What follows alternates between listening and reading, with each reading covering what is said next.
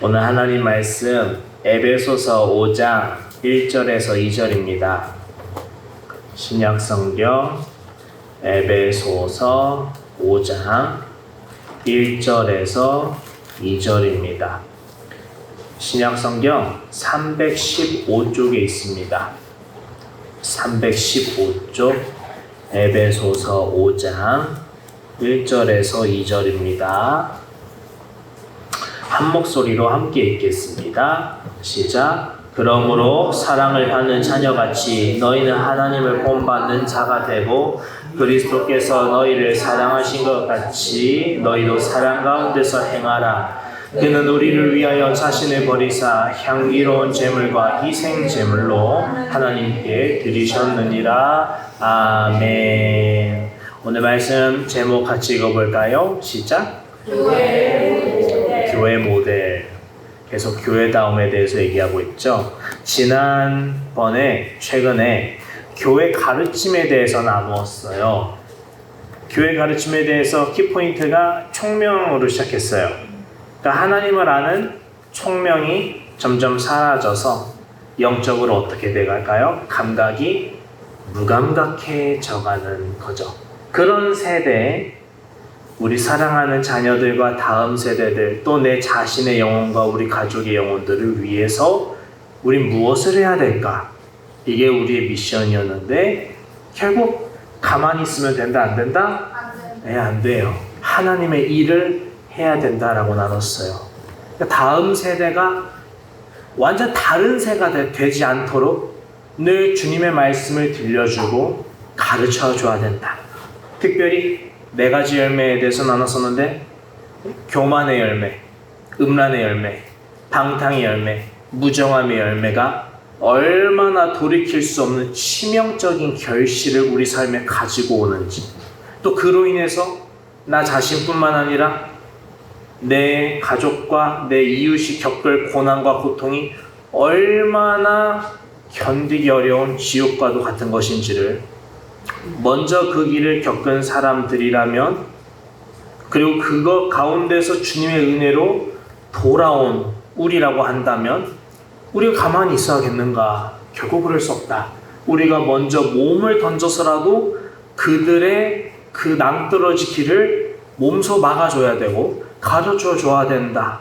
그곳은 아니다. 이곳으로 가야 된다. 이정표로서 나 자신을 박아줘야 된다. 그것이 우리들의 의무고 교회가 가르쳐야 할 바임을 우리가 함께 고찰했었어요. 그 문맥의 마지막 구절이 무엇이냐?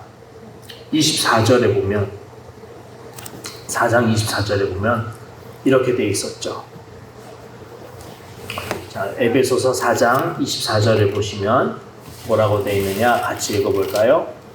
시작. 하나님을 따라 의와 진리의 거룩함으로 지으심을 받은 새 사람을 입으라. 아멘. 이게 지난주 본문의 마지막 구절이었어요. 그리고 이게 오늘의 새로운 주제를 이어서 깊이 고민하게 하는 거죠.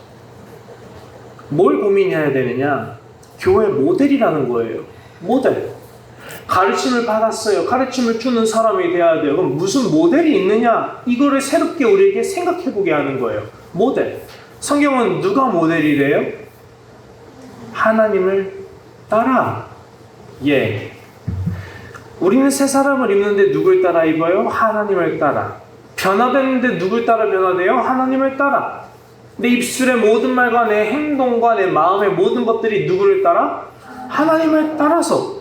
바로 다음 구절 25절. 그래서 뭐라고 하고 있어요? 25절. 그런즉 거짓을 버리고 참된 것을 말하라. 예, 누구를 따라서? 하나님을 따라서. 26절. 분을 내어도 죄짓지 말고 해가 짓도록 분을 품지 말라. 화가 날 수 있다. 근데 그래도 죄는 짓지 말자. 화를 내도 그날 하루 종일 지나도록 분을 품지 말고 그날 끝내자. 내일은 내일에 염려하라. 왜요? 누굴 따라서? 이것도 하나님을 따라서. 그 다음에 27절. 마귀에게 틈을 주지 말라. 누굴 따라서? 예, 28절. 도둑질하지 말아라. 누구를 따라서?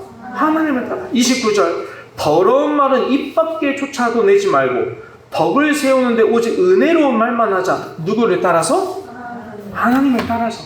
계속 하나님을 따라서 우리가 살아간다면 어떤 행동이 나올 것이다 라고 얘기하는데 31절 악독한 말, 붕괴하며 저주하는 말, 남을 뒤에서 수군거리며 비방하는 말, 모든 종류의 악한 의도를 품는 마음들을 모두 버려라. 누구를 따라서? 하나님을 따라서. 32절 서로 친절하게 하고 불쌍히 여겨주고 용서도 해줘라. 누구를 따라서? 하나님이 그리스도 안에서 너희를 용서하신 것 같이 하나님을 따라서 그리하라. 그리고 마지막이 오늘 본문인 거예요.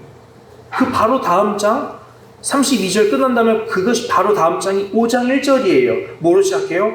그러므로 라고 돼 있는 거예요. 그러므로 우리가 지금까지 하나님을 모델로 삼아서 하나님을 따라서 도둑질도 말고 악의도 버리고 이것저것 해야 되는데 이 모든 결론부에 그러므로 우리는 사랑을 받는 자녀같이 누구를 본받는 자가 되라? 하나님을 본받는 자가 되라. 왜? 2절 하나님이 이러저러쿵 하셨기 때문이라. 우리 삶의 모델이 누구라고 얘기하느냐? 한 번 더 따라할까요? 하나님이 나의 모델입니다. 또 따라할까요? 하나님이 내 입술의 모델입니다. 제일 어려운 거 말씀드린 거예요.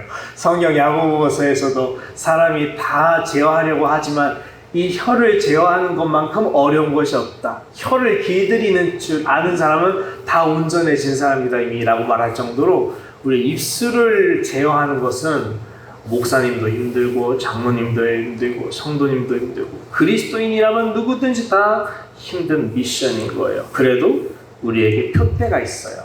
어쨌든 누굴 닮자? 하나님을 닮아가 봅시다. 자, 그런데 이제 여러분 마음속에 한 가지 질문이 떠오를 겁니다. 저도 떠올랐어요. 무슨 질문이 떠올라요? 왜 하나님을 따라야 될까? 이 질문이 안 떠오르는 사람은 은혜가 충만한 사람일지도 몰라요. 저는 떠올라요.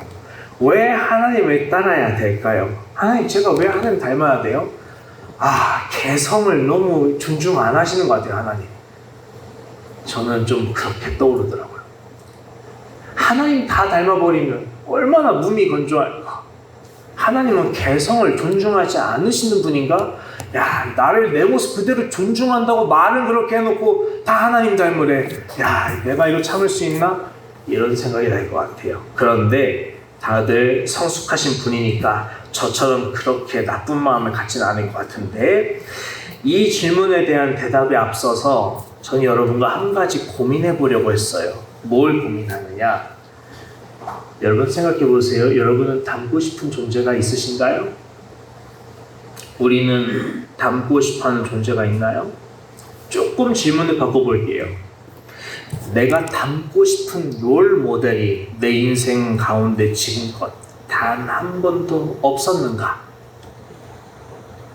신기하게도 인간 모든 사람들은 닮고 싶어하는 지향성을 가져요.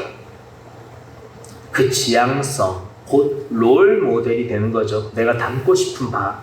어릴 적에는 뭐냐면은 구체적인 인물이곤 해요.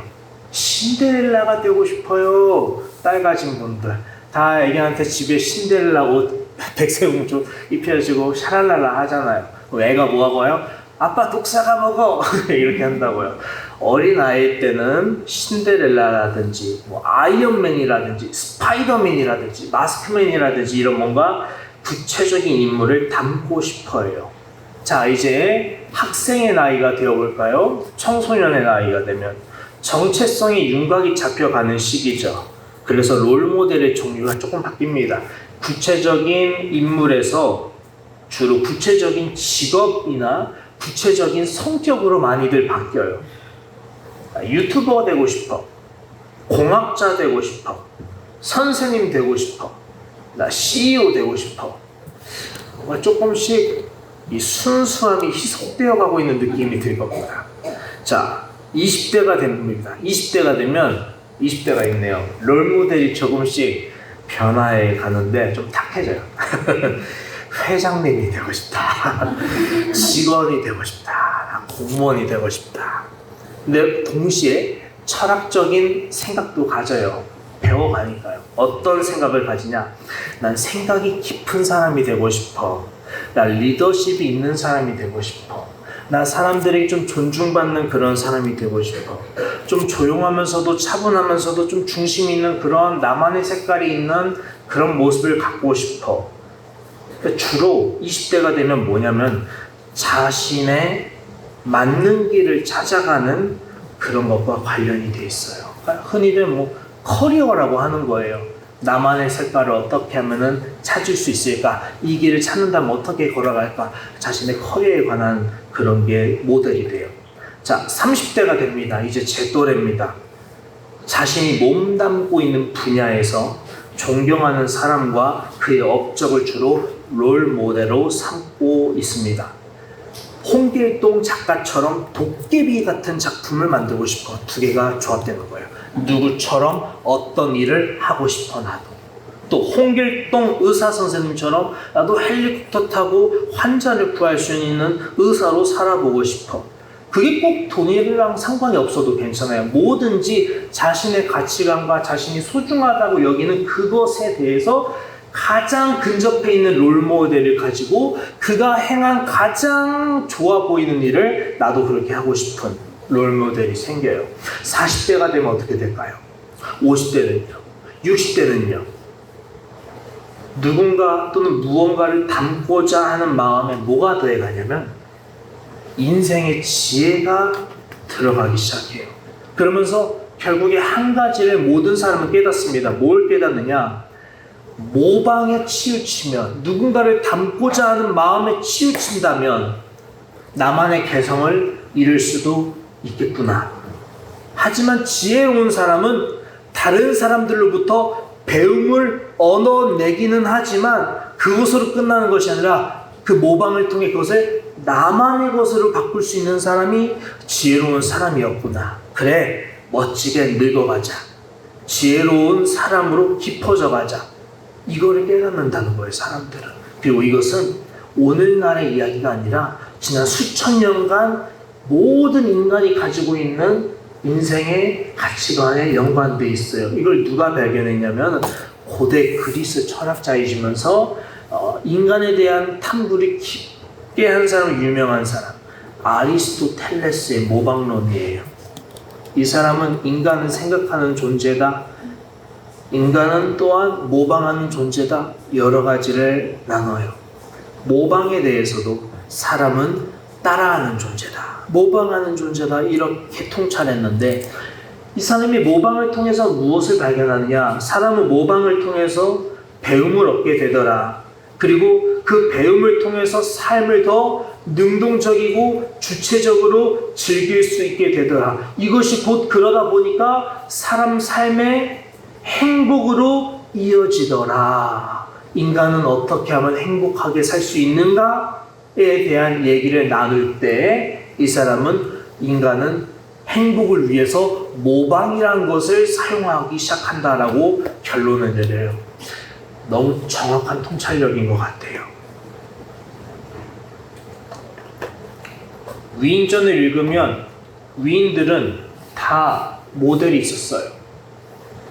이순신이든 세종대왕이든 광개토대왕이든 다 자신만의 모델이 있었고 그것을 위해서 갈고 닦았어요. 그럼 하나님의 지혜와 진리를 받아서 새롭게 된 우리는 어떠할까요? 세상 사람들도 모방을 통해 지혜를 얻고 삶을 행복하게 누릴 수 있다면 우리 하나님의 사람들로 거듭난 사람들은 어떻게 될까요? 사람이란 존재가 더 나은 것, 나보다 더 뛰어난 것, 더 지혜로운 존재가 있다면 모방하잖아요. 그래서 행복해, 더 가까워지잖아요. 그러면 그리스도인에게 있어서 더 나은 것, 더 지혜로운 것, 더 행복한 것은 어디에 있고 그 최고선은 어디에 잇대어 있냐는 거예요. 우리 그리스도인에게 있어서 살아가는 이유, 내가 이렇게 하면 행복하겠다, 난 이렇게 살고 싶다, 그 이유와 가치와 보람은 결국 어디에 가장 근접해 잇대어 있을까요? 너무 명확한 거예요. 우리들에게는요. 우리들에게 있어서 가장 모방할 만한 가장 복된 존재는 누구냐? 하나님인 거예요. 하나님보다 복된 존재가 있나요? 그리스도인에게 물어보세요. 하나님보다 리더십 있는 존재가 있을까요?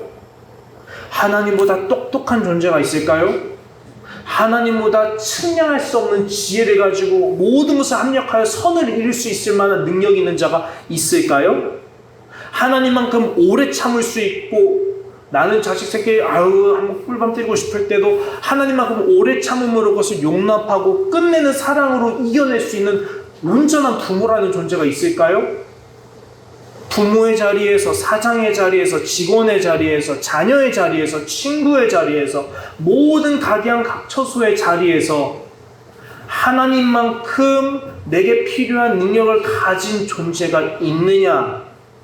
우리는 그것을 물어보는 거예요. 근데 하나님보다 지혜로운 사람이 없고 하나님이야말로 최고선이라는 거예요. 한 가지 더 나눌 게 있어요. 이거 들으시면 더 여러분이 납득하실 거예요. 우리 실제 살아가는 삶에 있어서 매 순간 도움되는 롤모델은요, 사실은 그렇게 유명하지 않아요. 멀리 있지 않아요. 나와 관계없는 사람일 리가 없어요. 오히려 한번 생각해 보세요. 하루에 여러분이 되고 싶은 그 모델 있죠. 나는 이런 삶을 살고 싶어. 나는 이런 존재가 되고 싶어. 그걸 롤모델이라고 합시다. 하루에 내가 되고 싶은 그 롤모델에 대해서 몇 번 생각하세요? 비교해서. 하루에 내 마음속에 부정적인 생각과 마음은 몇 번 스물스물 올라오시나요? 당황스러움과 바로 도움이 필요한 상황은요? 행복하고 기뻐서 너무너무 나누고 싶은 공감되는 순간은요? 몇 번 올라오나요? 비교해 보세요. 그럴 때 우리가 누굴 찾아요? 롤모델 찾지 않아요. 홍길동 작가님 와주세요 하지 않는다고요. 뭘 찾아요? 전화기 찾아요. 띠르릉. 언니! 누구야? 엄마 잘 지내시죠? 요하나 거기 잘 지내냐? 형 잘 지내세요? 전화기 찾는다. 그리고 미주알 고주알 다 얘기해. 그러면 일단 얘기하면은 속이 어때요? 엄청 좋잖아요. 시원하고요. 누군가 내 이야기 들어주니까 해결책도 좀 나오는 것 같고, 일단 내 마음이 편해져. 그리고 실제로 도움이 돼요. 우리 실제 생활에서요, 내게 가장 도움되는 사람은 롤모델이 아니에요. 내가 의지하는 사람이에요. 내가 사랑하는 사람이에요. 나를 아껴주고 나를 진정 편히 대줄 수 있는, 나를 존중해주는 사람이에요. 그 사람을 찾는다니까요. 내가 의지하고 나를 지탱해주고 나를 온전히 사랑해서 내 편이 항상 되어주는 사람, 나를 위해서라면은 함께 어떤 어려움도 같이 가서 십자가를 같이 져줄 수 있는 사람, 그 사람을 찾아요. 롤모델이 중요한 게 아니에요. 그 사람들 따라가는 게 중요한 게 아니에요. 진짜 중요한 거 우리 다 알아요. 진짜 내 삶에서 중요한 건 모델이 아니란 걸 다 아세요. 그리고 여러분 이미 이것도 알아요. 진짜 중요한 거는 누구든지 내가 그들로부터 배운 것을 내 것으로 만드는 것. 그래서 나 자신을 보다 강하고 능하게 단련하는 것. 어떤 상황에도 잘 극복할 수 있도록 대비하고 준비하는 것. 그래서 행복한 삶에 도달하여 누리는 것. 그것이 모방하고 배우는 것의 목적. 모든 사람이 아는 거예요.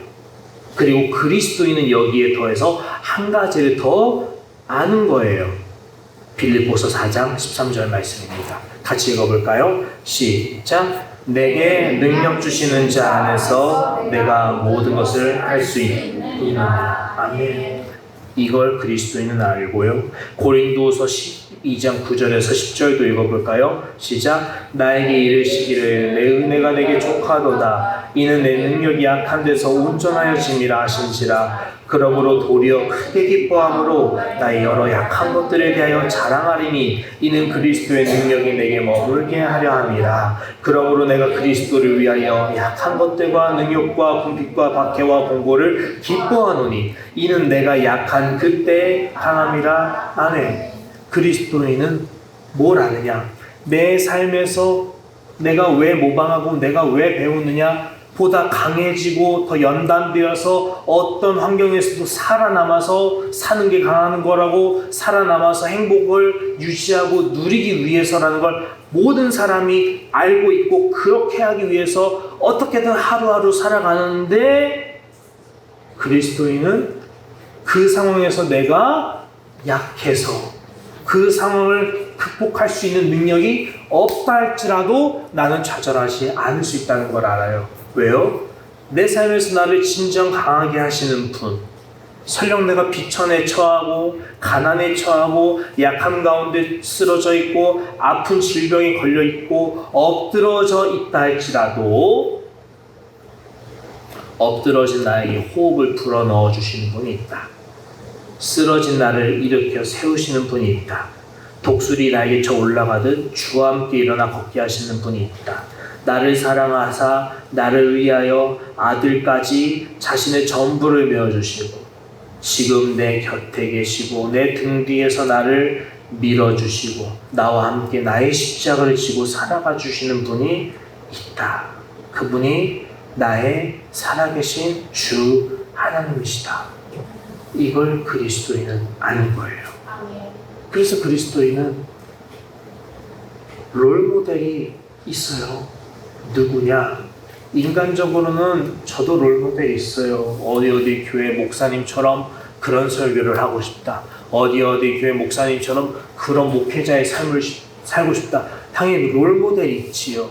그러나 가장 궁극적인 롤모델, 멘토, 나의 도움과 소망이 오는 곳 누구냐면 나의 목자 되신 하나님이신 거예요.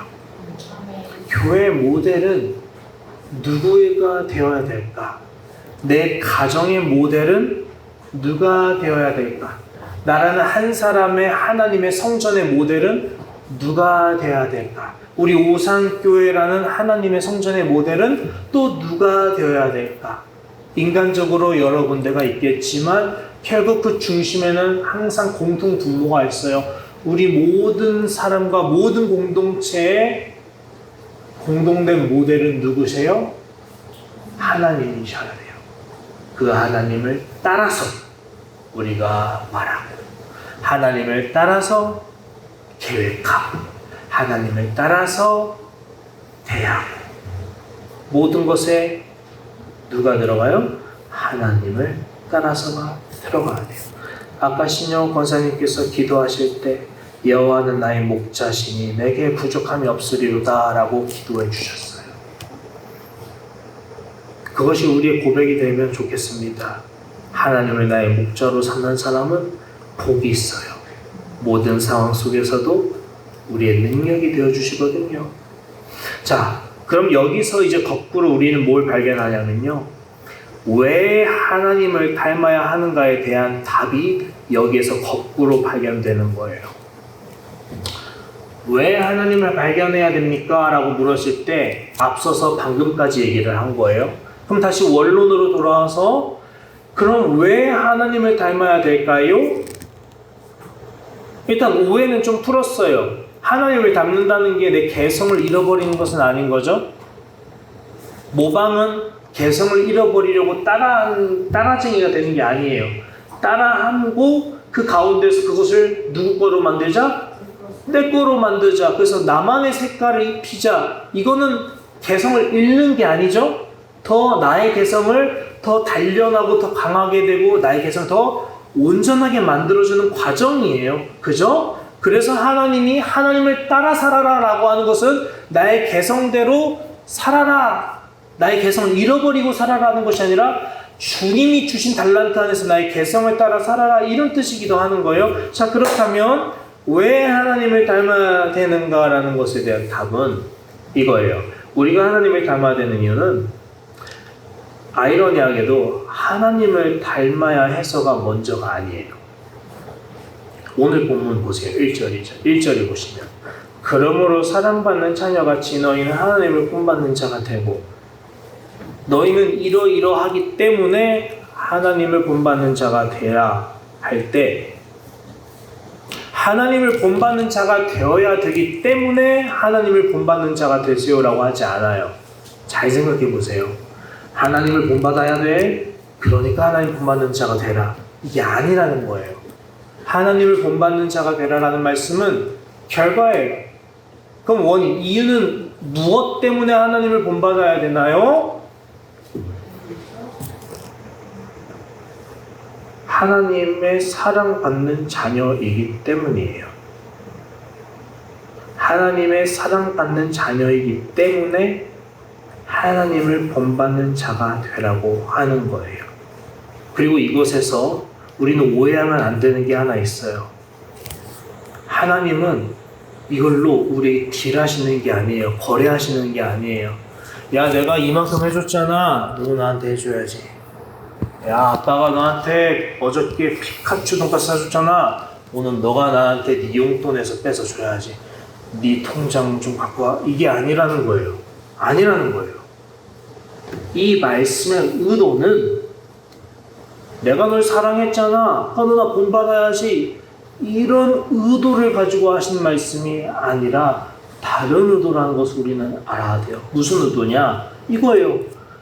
너희가 하나님의 사랑받는 자녀이기 때문에 이 말에는 하나님의 사랑을 받는 자녀라면 자연스럽게 너희는 하나님을 본받고 싶어 하기 때문에 하나님을 본받아야 된다. 좀 더 풀어 말씀드리면 하나님의 사랑을 받았다면 이제부터 너희는 당연히 자연스럽게 저 이제 하나님 위해서 살고 싶어요 라는 사람이 되었기 때문에 어떻게 살겠니? 하나님 위해서 살고 싶어요. 어떻게 해야 돼요? 어떻게 살아야 되냐고? 저 알려줄게. 하나님을 본받으면 돼. 이 얘기인 거예요. 쉽게 정리합니다. 이 말씀은 강제적인 명령이 아니에요. 스스로 돌아보게 하는 거울인 거예요. 우리 마음을 시도 때도 없이 빼앗은 이 세대 가운데 하나님의 사랑을 받았던 그날을 떠올려 보라는 거예요. 하나님을 믿는 사람으로서 산다라고 하지만 너무 타락해져 있어요. 하나님을 본받는 것이 없어요. 오죽하면 사도 바울이 4장에서 일목요연하게 명백하게 이렇게 하지 마라, 이렇게 해야 된다, 하나님을 따라서는 이런 것이다 라고 왜 설명을 했겠어요? 도둑질하지 말라 왜 썼겠어요? 에베소 성도 가운데 누가 있기 때문에 여전히 도둑질을 못 끊는 사람이 있어요. 에베소 성도 가운데 여전히 더러운 말을 못 끊는 사람이 있어요. 마귀에게 틈을 주는 사람이 여전히 있어요. 여전히 분을 내는 것을 못 끊는 사람이 있어요. 여전히 입술에서 거짓을 말하는 사람이 여전히 있어요. 여전히 뒤에서 사람들에게 수근수근하면서 뒷담화하는 사람이 여전히 우리 교회 안에 있다라는 거예요. 없으면 이런 말 안 한다는 거예요. 여전히 하나님께 구원받은 백성들인데도, 에베소 교회 성도가 되었는데도, 하나님의 권속이 되었는데도 여전히 어떤 일을 행하고 있어요? 그런 일들을 행하는 성도들이 있어요. 그러니까 사도 바울이 말하는 거예요. 하나님을 따라서 새롭게 하심을 입었으니까 하나님을 따라서 이제는 우리는 입술의 열매, 손과 발의 열매, 생각과 마음의 열매가 이런 열매들로 맺어야만 합니다. 그러므로 오늘 본문처럼 너희는 이와 같은 사랑을 한없이 받았는데, 이와 같은 사랑이 뭐예요? 4장 32절 마지막, 너희가 서로 용서하기를 하나님께서 예수 그리스도 안에서 너희를 용서하심과 같이 하라. 이러한 사랑을 받은 자녀이기 때문에 생각해 보라는 거예요. 너희가 하나님께 그런 값없는 용서를 받았던 것을 신하게 된 그 첫날, 소위 첫사랑을 받은 그 첫날, 너희는 어떠했느냐? 돌이켜 보라는 거예요. 어떠했어요? 어떠했나요? 회개했습니다. 우리는 회개했어요. 나 때문에 예수님이 십자가에 달리셨군요. 예수님 꺼이 하면서 내 죄 때문에 하고 우린 회개했다고요. 그리고 뭐가 나왔어요? 우리에게 고백이 뭐가 나왔어요? 주님, 저 이제 주를 위해 살고 싶어요. 예수님, 저 이제 예수님 위해서 살게요. 저 하나님 영광 위해서 살게요. 나 같은 죄인 살리신 하나님 은혜 감사해요. 하나님 아버지 너무 고마워요. 나 이제 하나님 위해서 사는 하나님의 사람으로 살고 싶어요. 이게 자연스러운 우리의 과거였어요. 이걸 왜 잊고 있었느냐라고 묻는 거예요. 거울로. 너희 하나님의 사랑받는 자녀 아니었느냐? 너희 하나님이 너희를 위해서 구원하신 그 은혜에 대해서 감격하고 회개하고 나 이제 주님 위해서 살겠다고 결단했던 그 하나님의 사람들, 십자가를 목에 건 사람들 아니었느냐? 왜 너희는 지금 어디 서 있느냐? 왜 너희는 하나님을 모델을 따라서 살지 아니하고 있느냐? 내가 아비의 심정을 말하는데 한 번만 더 돌이켜봐라. 너희 이제는 누굴 위해서 살아야겠니? 하나님 위해서 살고 싶다고 말했지 않았니? 어떻게 살아야겠니? 하나님을 본받는 사람이 되어야 된다. 그것이 우리가 다시 해야 될 돌이킵니다. 라고 에베소 성도들에게 바울은 얘기하고 있는 거예요. 강제적인 명령으로서가 아니라 이 사람들의 마음을 다시금 깨닫게 하는 설교를 통해서 말이죠. 사도 바울은 자신의 거듭남에 대해서도 이렇게 말했어요. 빌립보서 3장 7절에서 8절. 그러나 무엇이든지 내게 유익하던 것을 내가 그리스도를 위하여 다 해로 여길 뿐더러 또한 모든 것을 해로 여김은 내 주 그리스도 예수를 앉으시기 가장 고상하기 때문이다. 내가 그를 위하여 모든 것을 잃어버리고 배설물로 여김은 그리스도를 얻고자 합니다. 바울은 이전에 엘리트 중 엘리트였어요. 모든 것을 다 가진 부자이기도 했고 고위층이었어요. 하지만 예수를 믿은 후로 그 사람의 삶이 이젠 바뀌었죠. 이전에 모든 소유를 뭐로 여겨요? 해로, 배설물까지로 여기기 시작했어요. 모든 것을 버렸대요. 왜? 예수 그리스도를 얻기 위함이다 라고 얘기를 해요. 나는 대신 예수님을 얻었습니다 라고 해요. 왜냐? 예수 그리스도를 알아가는 인생이 그분과 함께 동행하면서 그와 함께 살아가는 새로운 나그네로서의 삶이 내겐 가장 고상한 보물이고 귀한 것이기 때문이다. 나는 예수를 위해 살기로 작정한 사람이다. 바울은 얘기를 해요. 그래서 갈라디아서에서 뭐라고 고백하느냐? 내가 그리스도와 함께 십자가에 못 박혔나니 그런즉 이제는 내가 사는 게 아니다. 나는 오직 내 안에 누가 사시는 것이다? 예수 그리스도께서 내 안에 사시는 것이다. 여전히 내가 이 땅에 남아서 육체를 가진 상태로 사는 것은 이제 내가 죽지 못해 사는 이유는 뭐냐? 나를 사랑하사 나를 위하여 자기 자신을 버리신 하나님의 아들 예수님을 믿는 믿음 안에서 사는 것이다. 하나님의 자녀로 거듭난 이야기입니다. 이전에는 내가 엘리트 중에 엘리트들이었어요. 근데 예수를 믿고 거듭났어요. 그러면서 바울은 누굴 위해 살았대요? 예수님을 위해서 살기 시작했대요. 왜요? 갈라디아서 말하잖아요. 예수님이 나를 사랑하셔서 나를 구원하기 위해서 자기 생명까지 내어주셨기 때문이에요. 그래서 나는 이제 예수님 위해서 살아요 라고 고백하는 거예요. 그것이 우리가 하나님을 본받는 이유가 되는 거죠. 오늘 본문을 다시 보세요. 그러므로 사랑받는 자녀같이 너희는 하나님 본받는 자가 되고 그리스도께서 너희를 사랑하실 것 같이 너희도 사랑 가운데서 행하라. 그는 우리를 위하여 자신을 버리사 향기로운 제물과 희생 제물로 하나님께 드리셨느니라. 아멘. 이 말씀을 결코 오해하지 마시길 바라요. 이것은 강제적으로 마음도 없는 사람한테 그래도 하나님 본받아야지 라고 하는 그런 얘기가 아니라 스스로 너가 정말 하나님의 구원받는 자녀라면 너는 필시 회개했을 것이고 필시 주님의 은혜를 깨달았을 것이고 필시 주를 위해서 살고자 하는 마음이 들었을 것이다. 그렇다면 어떻게 하면 살아야 되는가? 하나님을 닮으면 된다. 이 우리에게 지혜와 지식과 답을 알려주는 말씀인 거예요.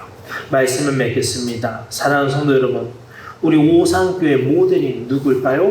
하나님입니다. 내 가정교회의 모델도 누굴까요? 하나님입니다. 나라는 한 사람의 삶의 교회 모델은 누굴까요? 하나님입니다.